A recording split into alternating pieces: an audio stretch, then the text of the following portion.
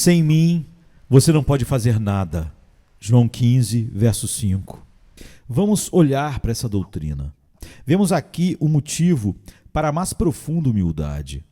Você está orgulhoso, crente, por ter prestado um pequeno serviço à igreja e ao seu tempo? Quem o faz diferir? Quem te fez diferente? E o que você tem que você não recebeu? Você lançou um pouco de luz sobre as trevas? Quem acendeu a sua chama? Quem acendeu a sua vela? E quem é que te mantém brilhando e te impede de ser extinto? Você venceu a tentação? Não pendure seu banner. Não enfeites o teu próprio seio com a glória, pois quem te fortalece na batalha? Quem tornou sua espada afiada e permitiu que você atacasse de casa em casa? Lembre-se de que você não fez nada por si mesmo.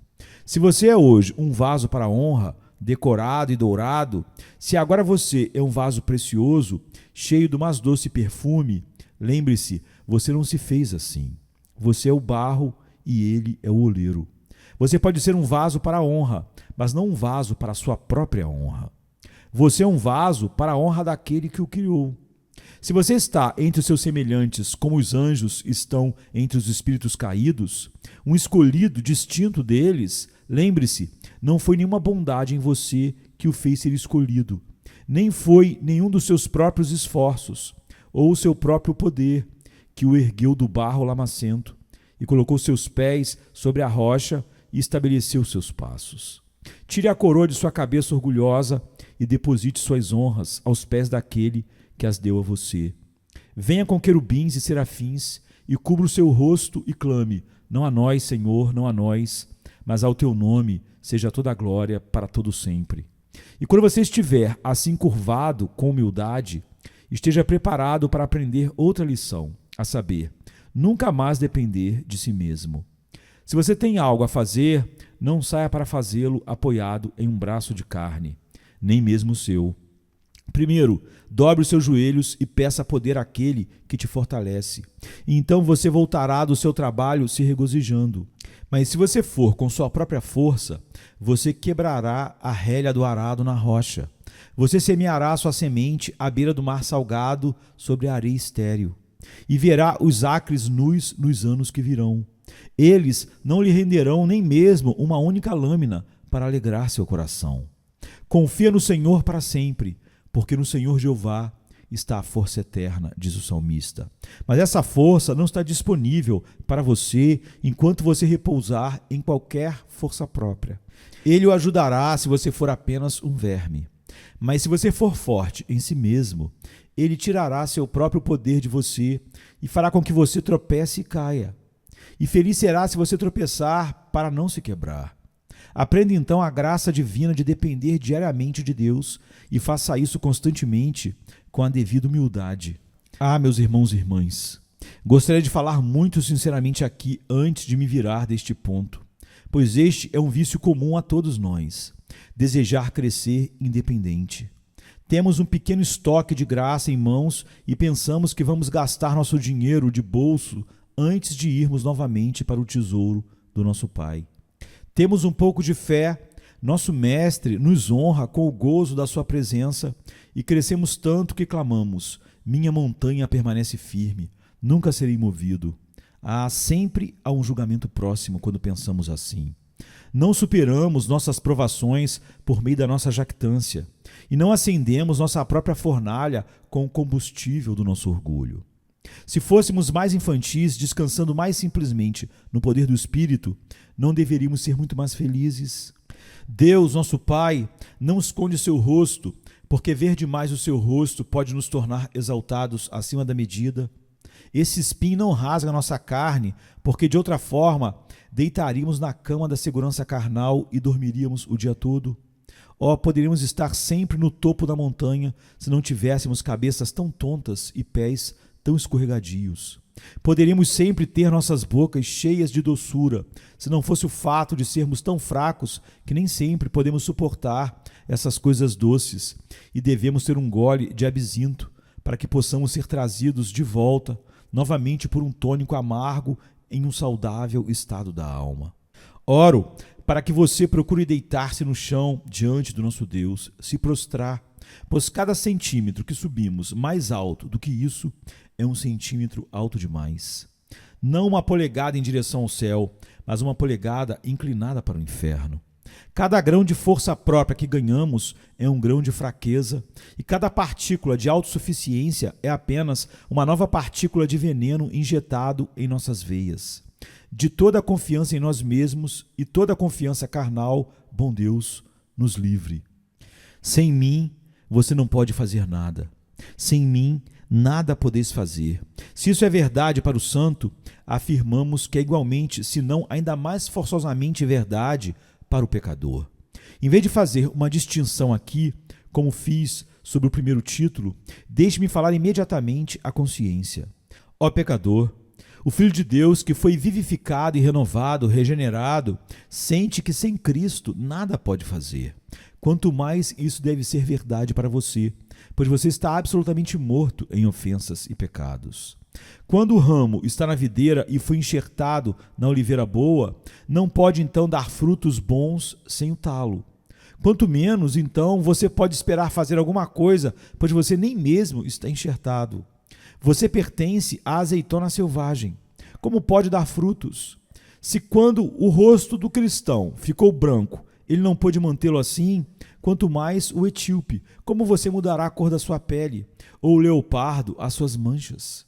Se ao ser curado da sua lepra, o crente sente que a lepra irromperia diariamente, não fosse o constante poder milagroso do bom médico, quanto menos você, totalmente contaminado com a lepra do pecado, pode limpar-se? Pecador, é verdade a seu respeito que, a menos que você seja impelido soberanamente pelo Espírito Santo, a menos que ele o una a Cristo, você nada pode fazer. Não afirmamos que você seja fisicamente incapaz. Você pode realizar atos naturais. Você pode ir para a casa de Deus. Você pode ler a palavra de Deus. Você pode fazer 1000 coisas que só precisam de seus braços, pernas e olhos. Nem mesmo você é mentalmente incapaz. Você pode discernir entre o bem e o mal. Você pode julgar a verdade e o erro. E ao escolher o falso e rejeitar o verdadeiro, você é verdadeiramente culpado. Falamos agora de suas ações espiritualmente, não moralmente. De todos os atos espirituais, você é totalmente incapaz, como os mortos nos cemitérios ou como os ossos secos depois de terem passado pelo fogo. Não resta em você nenhuma vida espiritual, nenhum poder espiritual com o qual possa se ajudar. Você está totalmente arruinado, totalmente desfeito. E em si mesmo, você está além do alcance de toda esperança e de toda ajuda humana. No entanto, lembre-se, eu lhe peço, de que essa sua incapacidade é pecaminosa. Não é o seu infortúnio, mas o seu pecado. Você é incapaz de justiça, mas é capaz o suficiente de iniquidade. E sua própria incapacidade é em si mesma um pecado mortal e condenatório. Novamente, sua incapacidade não o livra do seu dever. Embora você não possa fazer nada, é igualmente seu dever fazer tudo o que Deus ordena. E embora você não possa pagar a dívida por estar totalmente falido, ainda é o seu dever pagá-la. Deus não negou a sua lei porque você perdeu o poder de obedecer. Não, mesmo o próprio Evangelho não retira um dos seus preceitos, porque você não pode cumpri-los por si mesmo. Ainda assim, Deus exige de você que ame o Senhor seu Deus com todo o seu coração, com toda a sua alma e com todas as suas forças. Embora você não possa fazer isso mais do que possa voar, Ele ainda exige que você se desvie do pecado e que você creia no Senhor Jesus de todo o seu coração e faça dele o tesouro da sua vida, embora você não possa realizar isso mais do que uma pedra pode se transformar em um anjo, ou rochas silenciosas entoarem os aleluias da eternidade. Assim você vê, pecador, em que estado você está. Você tem um Senhor para exigir de você, mas você não tem nada com que pagar. Você tem sobre você os mesmos direitos que Adão tinha no jardim, mas perdeu toda a capacidade de atender à demanda. Ó pecador, que coisa perdida você é! Que coisa perdida você é! Mas eu ouço alguém dizer: pregar assim vai paralisar os esforços dos homens e fazê-los dizer: não posso fazer nada. Ah, meus amigos, é exatamente isso que queremos que eles digam. É isso que queremos que eles digam. Queremos paralisar seus esforços. Desejamos atingi-los com o senso da sua incapacidade.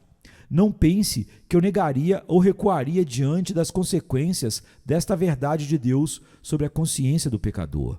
É exatamente para isso que desejo conduzi-lo. O arminiano busca trazer os homens à atividade. Não procuro levá-lo a tal coisa a princípio, mas a um senso da sua incapacidade. Pois quando o pecador conhece sua incapacidade, então Deus, o Espírito, trabalha nele, e então a atividade começará. Mas a atividade, a parte de um sentimento de incapacidade, é apenas colocar o pecador em um caminho que parece levar ao céu, mas que realmente o levará ao inferno. Não importa, embora deva ser dito, que milhares foram convertidos por uma pregação contrária a esta. A conversão da maioria deles é apenas uma falácia. Estive recentemente em um distrito onde o excelente irmão em Cristo havia operado um grande avivamento, segundo ele. Foi dito que quase todas as pessoas da cidade haviam se convertido e a cidade está tão bêbada, tão profana, tão blasfema hoje quanto antes. Estou convencido de que muito do entusiasmo e delírios fanáticos que desgraçaram o verdadeiro movimento do avivamento não são mais obras de Deus, mas sim do próprio Satanás. Eu discerniria entre o precioso e o vil. Deus desnudou seu braço. Multidões se converteram durante os últimos poucos anos pela verdadeira obra de avivamento. Mas a excitação que acompanhou alguns desses avivamentos nada mais é do que a excitação das paixões dos homens, fazendo os homens chorarem por seus pais, mas não sobre seus pecados, fazê-los chorar por seus filhos, mas não por suas almas, fazendo-os tremer por um momento, mas sem atingir o fundo do seu coração. Precisamos que o mestre volte com um chicote na mão para limpar completamente tudo. Posso declarar uma verdade desagradável de Deus, mas o chão está ficando cheio de palha agora. E os pregadores estão recebendo nas igrejas homens que precisarão ser expulsos novamente, serem excluídos, se a igreja for séria. Eles podem ser recebidos ao som de trombeta, mas terão de ser lançados pela porta dos fundos com o barulho do choro, porque não foram salvos, não foram salvificamente chamados, convertidos a Deus. Sinto em minha própria consciência que não estava limpo do sangue do homem, a menos que declare que qualquer conversão que não traga consigo uma consciência da perda e ruína totais do homem. Qualquer conversão que não ensine ao homem o fato de que ele não pode fazer nada, é uma conversão da qual ele precisa se converter, e um arrependimento do qual precisa se arrepender. Ainda assim, ouço outro dizer: deve ser uma coisa ruim fazer os homens sentirem que não podem fazer nada. Não é uma coisa má. Queira Deus que cada pecador sentisse isso em sua própria alma. Mas, diz alguém, conheci um homem que costumava dizer que não podia fazer nada, portanto, ele não tentaria. Meu amigo, o que aquele homem disse é uma coisa, o que ele sentia era outra. Ouso afirmar que aquele homem não acreditou no que disse, ou não teria acrescentado a última frase. Ele pensou em seu próprio coração que poderia acreditar e se arrepender, e poderia ser salvo quando quisesse. Ele ainda entesourou em sua alma a falácia de que um desses dias lindos, quando tivesse uma época mais conveniente, ele viria a Cristo. Esse foi o seu pensamento mais profundo. O que ele disse foi apenas um pretexto para proteger sua consciência da sua repreensão. Ora, homens e mulheres, se vocês pudessem sentir que estavam tão perdidos, tão arruinados, que não podiam fazer nada, isso os encheria de temor, tremor e desespero. E então você gritaria no meio do seu horror: Senhor, salva-me, ou eu perecerei. Deus, tenha misericórdia de mim, um pecador. Repito, é porque você não sente, mas apenas diz que sente e, portanto, faz do seu dizer uma desculpa para a necessidade de senti-lo. Oro para que Deus, o Espírito Santo, atinja você agora com uma sensação de impotência, para que imediatamente você caia de cara no chão e sinta no fundo do seu coração prostrado que a sua salvação está nas mãos de Cristo e não nas tuas mãos. E que, se você for salvo, deve ser a obra da graça divina em você e da graça divina para você. Não pode ser o seu próprio trabalho, uma vez que você não tem poder para fazê-lo por si mesmo. Se eu pudesse te levar lá, ó meu Deus, traga o pecador a este lugar. Eu oro para que você o leve até esse ponto. Se você já chegou lá, pobre pecador, Deus começou uma boa obra em você.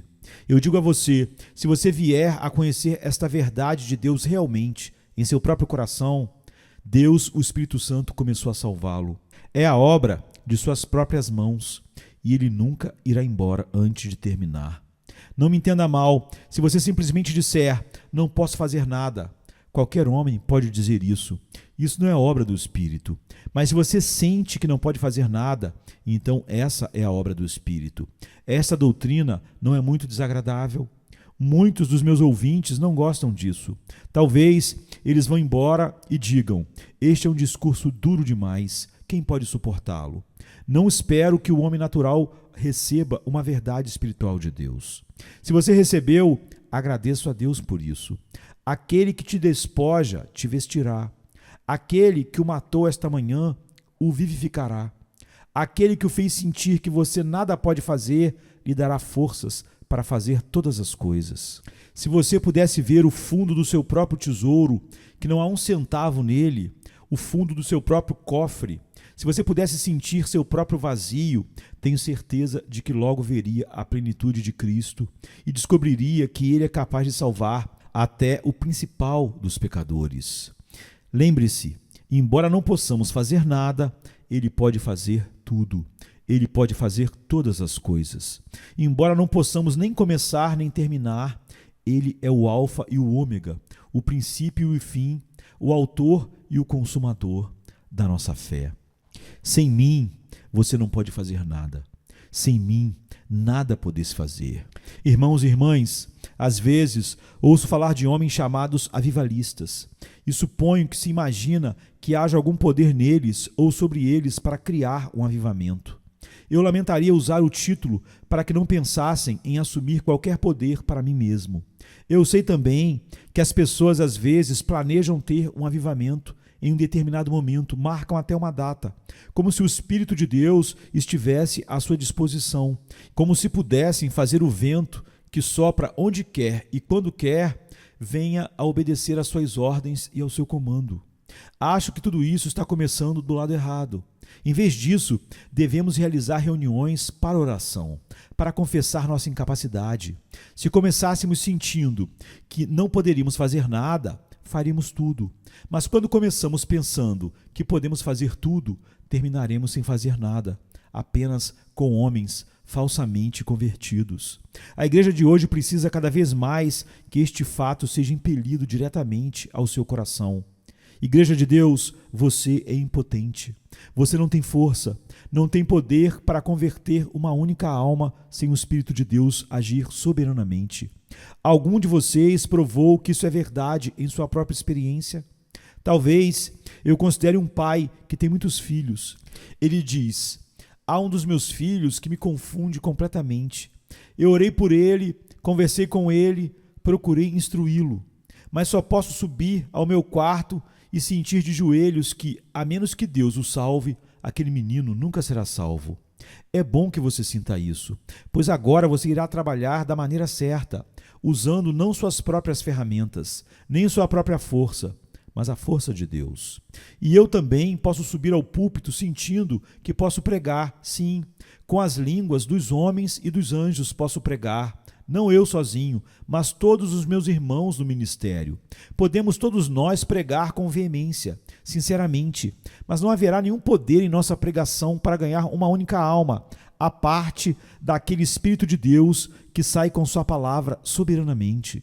Precisamos que os ministros sempre sintam que não é uma mera adaptação do sermão para a salvação das almas, mas a aplicação desse sermão à alma que só o Espírito Santo pode fazer.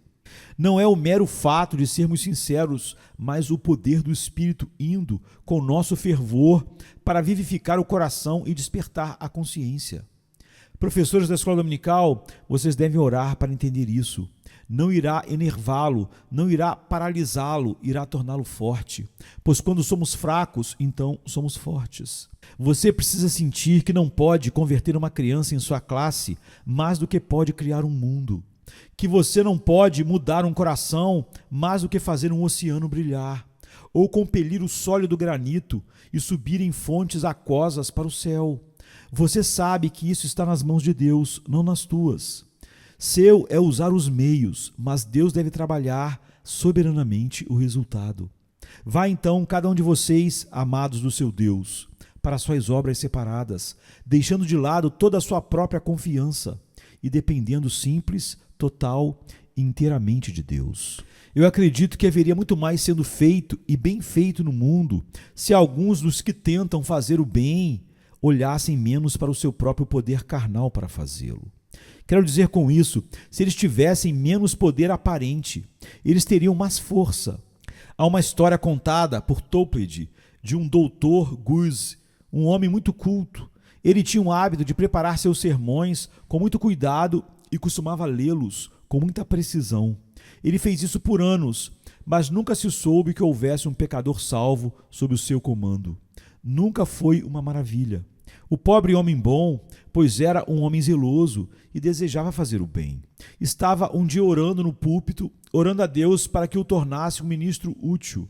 Quando ele terminou sua oração, ele estava cego. Ele teve autocontrole suficiente para pregar o sermão extemporaneamente, que ele havia preparado com as notas.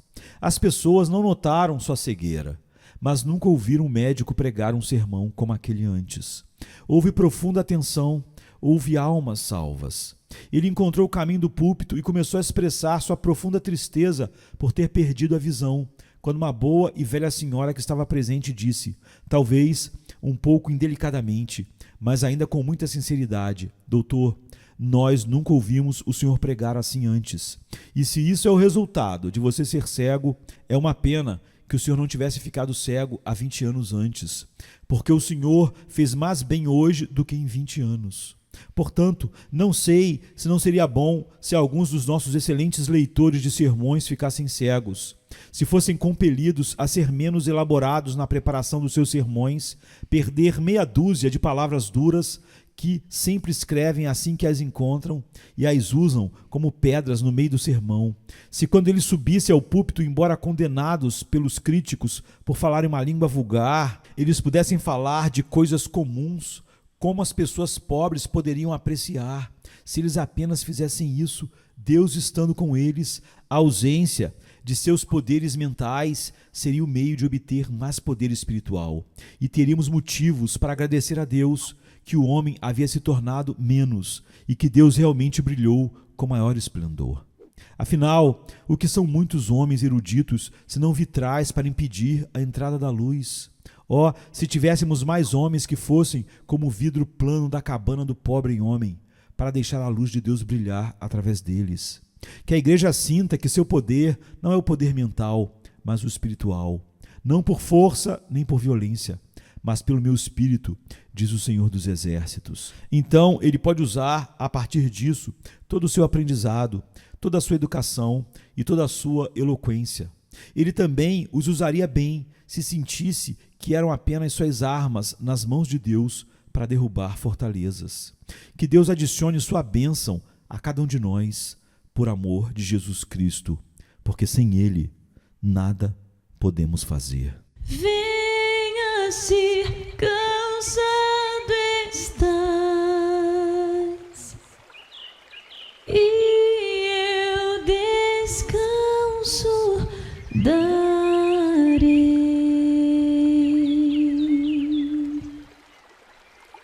Tu descansarás.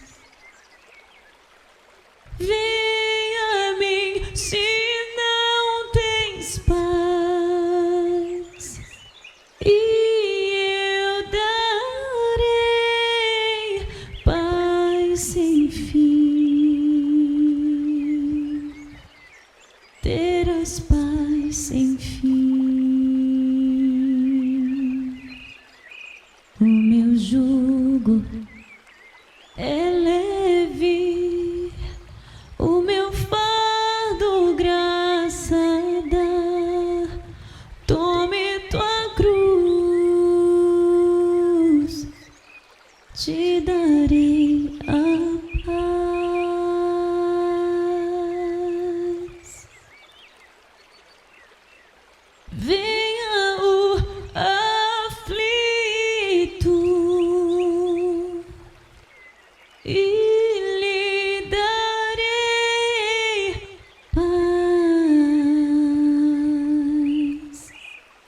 minha paz darei.